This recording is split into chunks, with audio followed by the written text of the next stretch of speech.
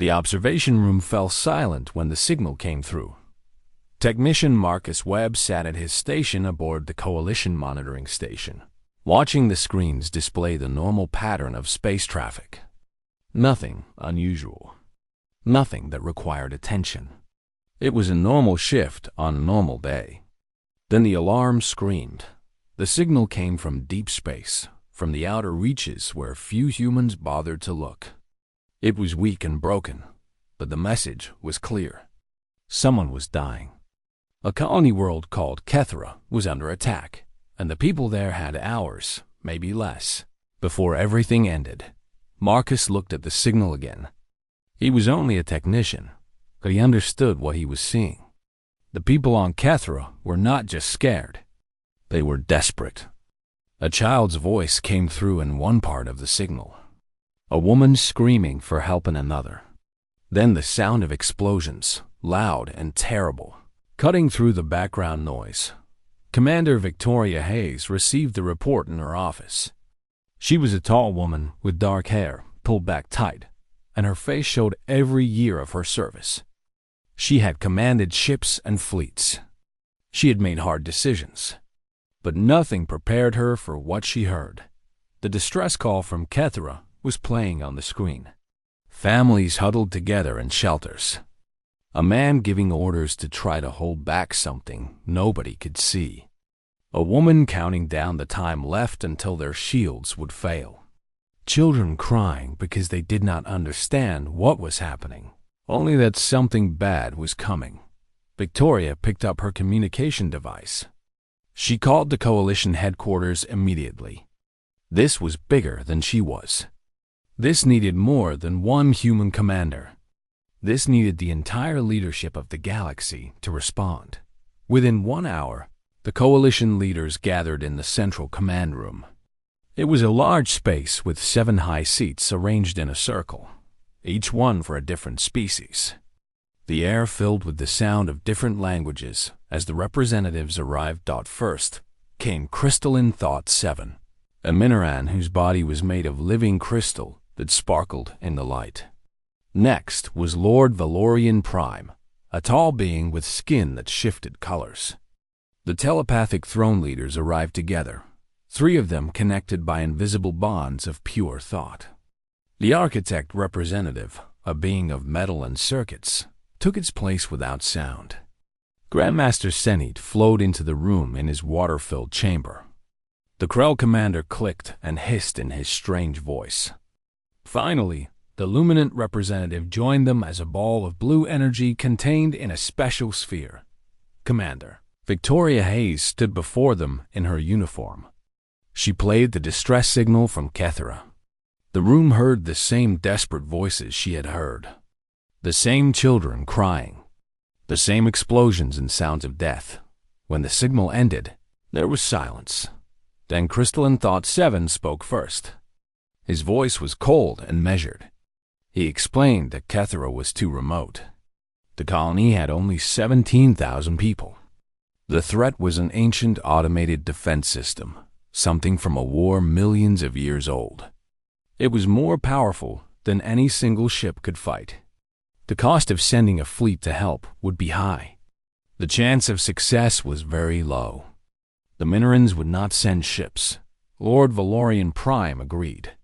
He said the colony was not important to the Valorian Empire. They had no trade there. They had no people there. The risk was too great, and the gain was nothing. The Valorians would send money for evacuation, but not soldiers. The telepathic thrones said the same thing through their connected minds. They could sense the fear on Kethra, but they could also sense that this was too dangerous. The loss of life would be heavy. They would not fight. The architect spoke in a flat, reasonable voice. It calculated the probability of success at less than 30%. It calculated the cost in ships and materials. It calculated that the return on that investment was 0. The architects would not participate. Grandmaster Senate, moving in his water chamber, explained that his people lived on ocean worlds. They could not fight a land battle in space. It was not their way. The Senites would offer shelter to any evacuees, but nothing more. The Krell commander was more honest. He said that Cathera had nothing the Krell wanted. The colony could not pay for help. Help would cost the Krell resources and soldiers. Therefore, the Krell would not help. Simple logic. The luminant energy being simply pulsed once. A signal that meant no. Commander Victoria listened to each rejection. She heard the logic. She understood the calculations. Each species had its reasons. None of them were wrong, exactly. They were using their minds to make decisions. They were being reasonable and careful and smart, but they were also letting people die. Victoria thought of the children she had heard on that signal. She thought of the families huddling together in the dark, counting down the hours left in their lives. She thought of the last message they would send if nobody came. She thought of the silence that would follow. She looked at each of the 7 leaders. She did not argue with them. She did not beg them to change their minds. She simply turned and walked out of the council chamber. Behind her, the 7 continued to discuss how to manage this situation diplomatically, how to ensure that the failure to help would not damage their relationships with each other, how to spin the story so that nobody looked bad for walking away. Victoria walked to her ship. Her crew was waiting. She had already sent word that they needed to prepare for departure. The young pilots and engineers and doctors and soldiers on her ship knew what was happening on Cathera. They had heard the same signal she had heard. When she reached the bridge, every single crew member was at their station. Captain Derek Sullivan was already plotting the course. Science Officer Lisa Wong was calculating fuel needs. Supply Officer Marcus Chun was loading the medical bays. Chief Engineer Ava Thompson was running the systems hot, pushing the ship to ready status faster than regulation allowed. Nobody asked Victoria for permission. Nobody needed her to tell them what to do. They had all heard the children crying. They had all heard the woman calling for help. They had all heard the sound of a world dying. This was what made humans different. This was what the 7 species did not understand about the people from Earth. Humans were angry. Not hot-headed or foolish, but angry in a deep way that burned inside them. Angry at suffering. Angry at injustice. Angry that people would die while others did calculations. Commander Victoria Hayes sat down in her command chair and looked at her crew. "Set course for Cathera," she said. "Maximum speed." "Setting course now," Derek replied. The human fleet jumped to faster than light speed, racing toward a colony 17,000 people were depending on. The 7 had made their choice based on logic. Humans had made their choice based on something older and stronger than logic. They had made their choice based on the simple refusal to let others die alone. The chamber of the Galactic Council was silent. The great leaders of the known galaxy sat in a circle, their alien forms casting strange shadows in the blue light. The Vex, with their tall bodies and eyes that glowed like stars. The Krellan Empire, massive and ancient, their scales worn smooth from 10,000 years of rule. The Collective, smaller but deadly, always thinking, always calculating. And in the middle of them all sat Captain Marcus Hayes of Earth. He was human, which meant he was young, short by galactic standards, and out of place in every way that mattered. The Vex ambassador rose first. Their voice was like wind through empty corridors. They spoke of the Devourer, an old weapon, a thing that should have stayed dead. But it was waking. The Collective had detected it 3 weeks ago. It sat at the edge of known space, moving slowly through the dark, feeding on asteroids and debris. Each day, it grew larger. Each day, it grew stronger. And each day, the path it took pointed toward the heart of galactic civilization. The Krellan commander spoke next. His words came like thunder. He had sent his best ships. Fast ships. Powerful ships. All destroyed. The Devourer did not fight them. It simply fed on them, pulled them into its light, and made them part of itself. 300,000 soldiers dead. 3 battleships gone. And the Devourer did not even slow down. The collective's leader did not speak, but sent information into the shared space. Calculations, predictions, models. That showed the Devourer reaching the inner worlds in less than 4 lunar cycles. Everything would end. Not in battle, not in conquest, but in consumption. The weapon would eat the stars themselves. Marcus listened. He said nothing. He was here because Earth had finally joined the Galactic Council 1 year ago. Humanity's first ship, the HSCS Pioneer, had been allowed to sit in on council meetings. Most of the great powers ignored the humans. They were children among ancients. But today, they could not ignore him. The Vex ambassador turned toward Marcus. The light in his eyes grew brighter. He spoke directly to the human captain. The council had decided to offer humanity a choice, a mission. They would give Marcus command of his ship and his crew. They would send him toward the Devourer. 1 lunar cycle. That was all the time he had. If he could learn the nature of the weapon, if he could find a way to stop it or slow it or redirect it, then humanity would earn a place as true members of the galactic community. Full partnership, full rights, full power. But if he failed, the Vex ambassador said, then humanity would understand that they did not belong among the stars. The Krellin commander added something cold. If Marcus failed and the Devourer continued on its path, the Council would use humanity's worlds as a barrier, a shield. They would place Earth in the weapon's path and buy time for the rest of the galaxy to prepare. 30 billion humans would die to buy 1 more month. Marcus stood up. He was smaller than all of them, but he stood straight. He said only one thing: the Pioneer would take the mission. He did not ask questions. He did not ask for more time or more ships or more weapons. He simply accepted. The Vex ambassador sat back down. The council was done with him. Marcus left the council chamber and returned to his ship. The Pioneer was small compared to the war vessels of the great powers. It had good engines and better shields. It had weapons that would take decades to fully understand. But what it had most of was crew. Good humans. Brave humans. He called them to the command center.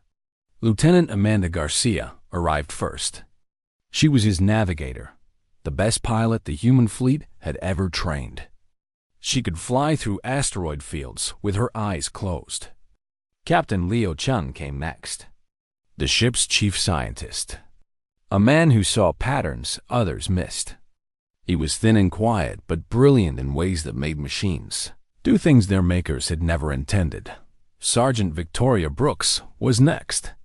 She handled the weapons and the defense systems. She had been a soldier for 20 years. She had fought in 3 wars across human colonies and never lost a pilot under her command. James Larson came last. He was young, barely 25, fresh from the academy. He had been assigned to the Pioneer for general duties, but he was hungry to prove himself. He reminded Marcus of who he had been as a young officer.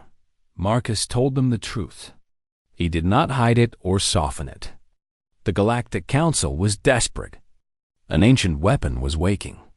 The great powers of the galaxy could not stop it.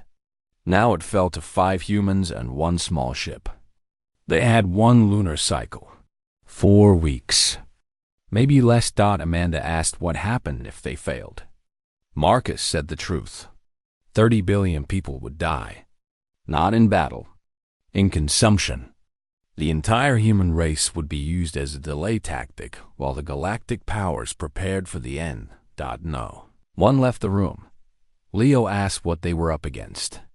Marcus said he did not know. That was the hard part. The council knew almost nothing about the Devourer. It was old. It was powerful. It had destroyed civilizations before the Vex even evolved. Every attempt to fight it had failed. Victoria smiled. It was not a happy smile. It was the smile of a soldier who knows the odds and decides to fight anyway. She said the odds did not matter.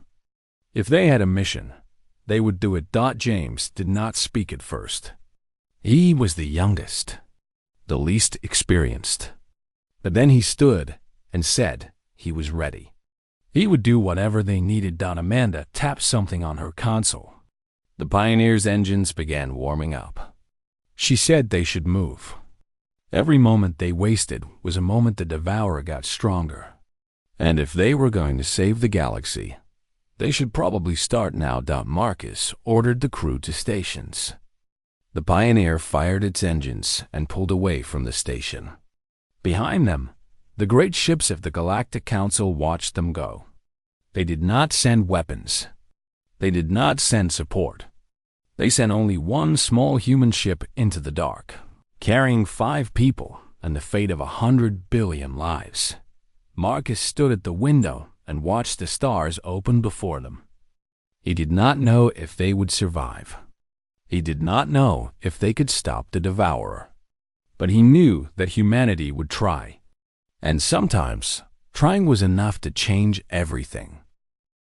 The Pioneer moved through space toward the coordinates where the Devourer had last been seen. The journey would take 2 weeks at full speed. 2 weeks to prepare. 2 weeks to study what little data the Galactic Council had provided.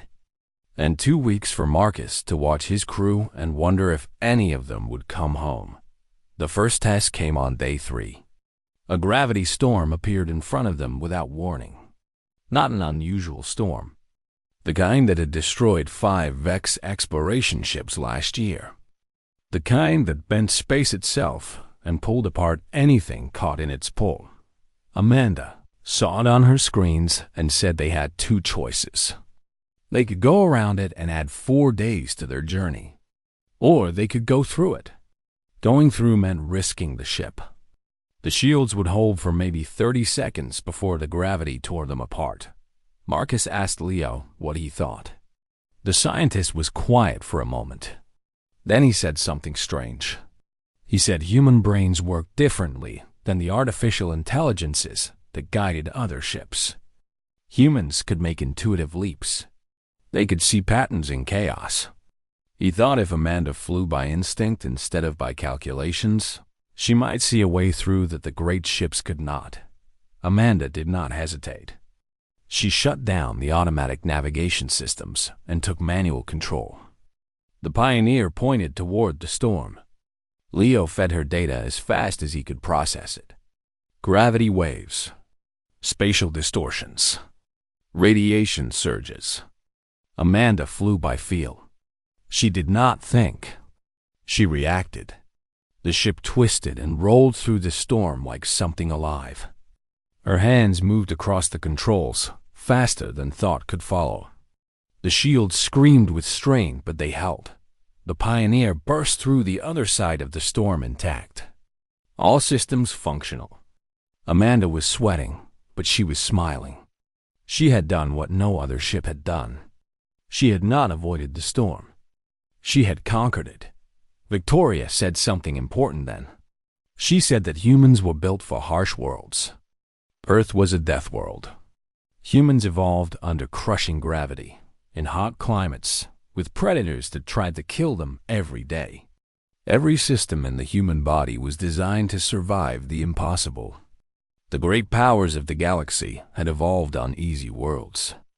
Safe worlds. They expected problems to be solved with technology and calculation. But humans had learned to survive by adapting, by changing, by refusing to break even when breaking should have happened. Leo discovered something in the sensor data the same day. The Devourer was not natural. It was built. An old machine made by a civilization that had died millions of years ago. The Council had known this, but they had not understood what it meant. The weapon was not hungry. It was not alive. It was simply following its original programming. It was designed to terraform planets, to remake worlds into something new. But without a guiding intelligence, it had gone wrong. It fed and fed, always following its core purpose, but without understanding what it was doing anymore.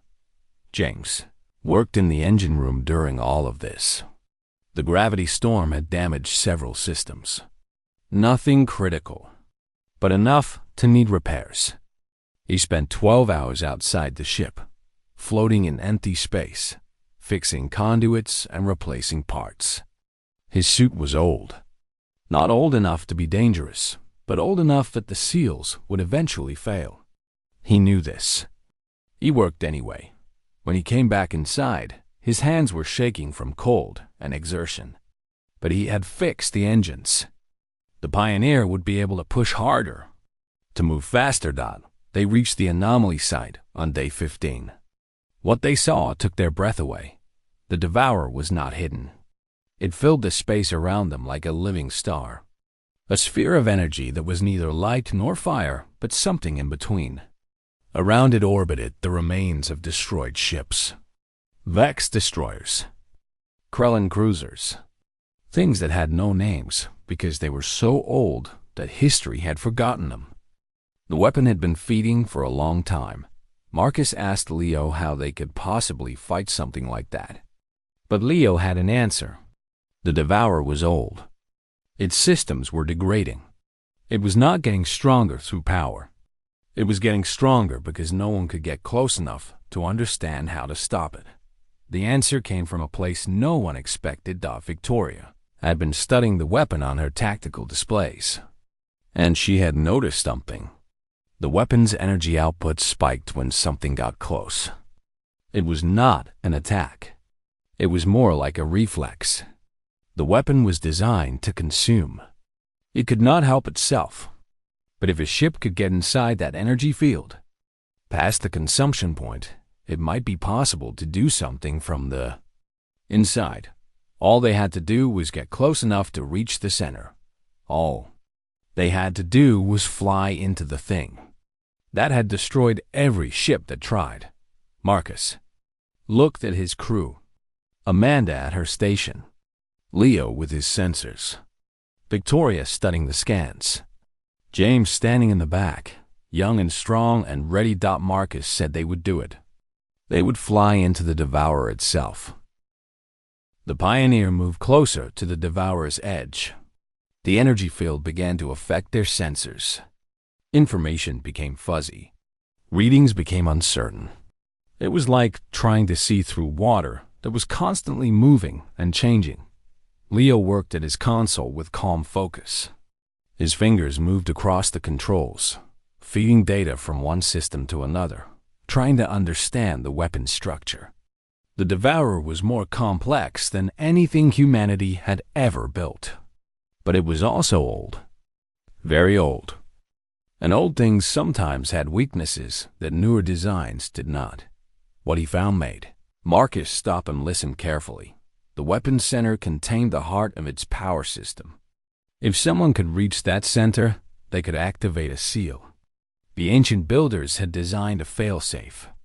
If the weapon ever went wrong, if it ever started destroying things it should not destroy, there would be a way to lock it in stasis, to put it to sleep forever. But there was a problem.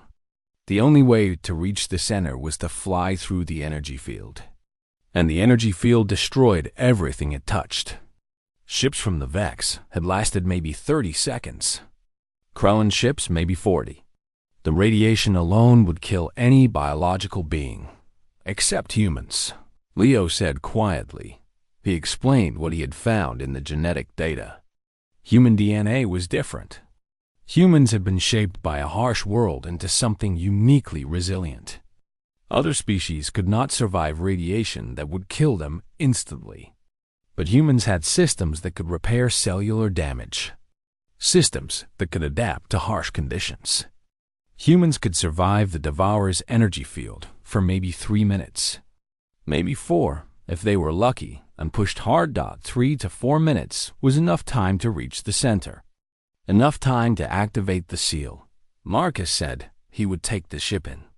He said he would pilot from the center and activate the seal himself. But Amanda said no. She would go with him. the pilot and the captain. She could keep the ship moving forward while he worked on the seal. Leo stood up then. He said he was going to. The seal was not simple.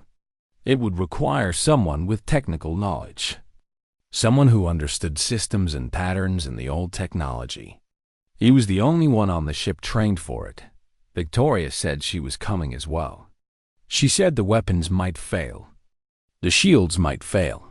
The engines might fail.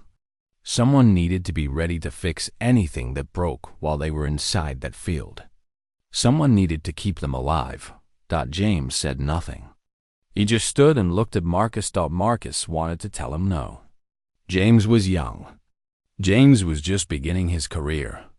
James had a whole life ahead of him. But Marcus knew that would not be fair. James had volunteered the same way they all had. James had the skills they would need. So Marcus said yes. The 5 of them stood together in the command center. They had hours to prepare. The Pioneer would make its final approach in darkness. That way the Devourer might not see them coming, might not trigger its consumption response until they were already inside. Amanda went to her quarters and wrote a message to her family. She did not talk about fear. She talked about the mission. She talked about why it mattered. Leo recorded his thoughts on what he had discovered about the Devourer. He wanted the data to survive. Even if they did not. Victoria checked every seal on the ship, every system, every backup. She wanted to know that if they did come back, the Pioneer would still fly. James sat in the engine room and made sure everything was perfect. His hands were steady. His mind was clear. And Marcus stood at the window and looked at the Devourer growing larger before them. He had made many decisions as a captain. He had led people into danger before. But this was different. This was the end. This was the moment where everything changed or everything ended. The Pioneer moved closer. The Pioneer pushed forward into the Devourer's energy field. Alarms screamed from every direction. The shields began to fail immediately. The radiation was not like anything in their databases. It was not trying to destroy them. It was not even hostile. It was simply there, and it tore through their defenses like they were made of paper. Marcus kept the ship moving forward. The controls were sluggish. Response time was slow. But he kept pushing. His hands did not shake. His breathing did not speed up. He was a captain, and there was a mission to complete.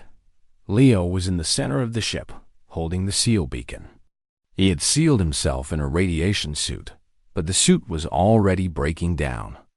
The heat inside it was unbearable. His skin burned. His lungs felt like they were on fire with every breath. But he moved forward. He had to reach the center. He had to activate the seal. Amanda was beside Marcus at the controls. Her station was full of warnings and error messages. The navigation systems were dying. The engines were failing one by one. The ship was coming apart around them. And she was still calculating, still adjusting, still keeping them moving forward even though every readout told her it was impossible. Victoria was in the engine room with James. The engines were overheating. Coolant lines were rupturing. There was fire on 3 levels. Victoria knew they did not have much time.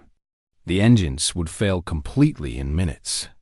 But those minutes were all they needed. James worked beside her with tools that were barely functional. The radiation had corroded everything. Metal was becoming brittle. Plastic was melting. But they kept working. They sealed ruptures. They redirected power. They did things to the engines that the designers never intended. Things that probably should have the ship completely, but they kept it moving. The Devourer reacted to the Pioneer's presence. It was like the weapon had felt a splinter in its side and was trying to shake it out. Energy waves pulsed outward. The Pioneer rocked violently. Marcus fought the controls. The ship nearly rolled, but he kept it level. Leo moved through the corridors toward the center. He was blind now. The radiation had burned his eyes, but he could feel the energy growing stronger around him. He was close. He had to be close. His hands found the sensor readings on his suit. The readings told him he was inside the weapon's core. The heart of the Devourer's power system was right in front of him. He had reached the center. Marcus heard Leo's voice through the communication system. The words were weak and barely understandable, but they were clear enough. Marcus was to keep the ship steady. Victoria and James had seconds to get to a safe location. They had maybe 10 seconds before everything would change. Leo raised his hands. He could not see where to place the beacon, but he did not need to see. He could feel it. He could sense it the way a human animal might sense danger or food. He placed the seal in the socket he found with his fingers. The beacon activated. In that instant, everything stopped. The energy ceased. The radiation halted. The Devourer's light dimmed to almost nothing, like a creature falling asleep. The weapon that had consumed civilizations, that had destroyed fleets, that could have eaten the entire galaxy went silent and still. The Pioneer drifted in the darkness.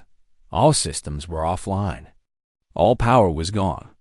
The ship was dead, but 5 people were still alive. Marcus sat in the captain's chair with blood running down his face from where flying debris had caught him. His eyes were open. He was still breathing.